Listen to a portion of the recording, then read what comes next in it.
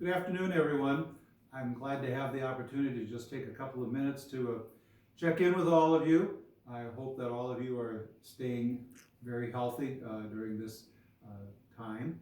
Uh, Sometimes I get questions from people that say, I'd like to go and make a retreat. Where would you suggest that I could go?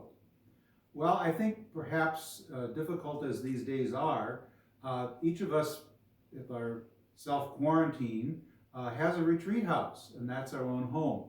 And I'm hoping that all of us are taking an opportunity to spend some time, not only possible participating in our live stream masses, but some time for personal prayer as well.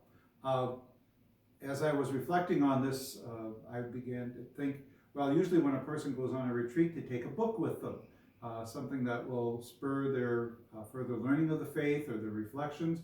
Over the last several years, as we know, both at Christmas and Easter, the parish has provided a book for you to hopefully deepen your faith, help your prayer life, or provide you with some informational materials.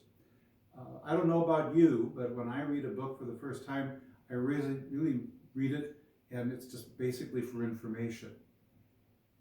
When I go back and reread a spiritual book particularly, I all of a sudden begin to notice things that I hadn't perceived in the first reading. And I have some things to reflect upon a little bit further. So maybe it might be a good time, if you've kept all of those books, you have your own personal little spiritual library, maybe pull one of those books out and reread it. Or perhaps this would be a good time just to, in that sense, brush up on the Catholic faith. If you've got a copy of the Catechism of the Catholic Church, or it's certainly accessible on the World Wide Web, to start learning more, going more in depth about our Catholic faith. If you want to read the Catechism of the Catholic Church, I would suggest that you start not with the first section, but start with section 4 on prayer.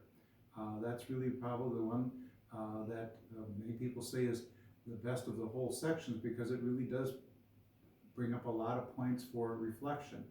And then you might want to go and read the section on the sacraments, and then do the first section on the creed, and then the third section on the Christian life, or the 10 Commandments, or Christian morality.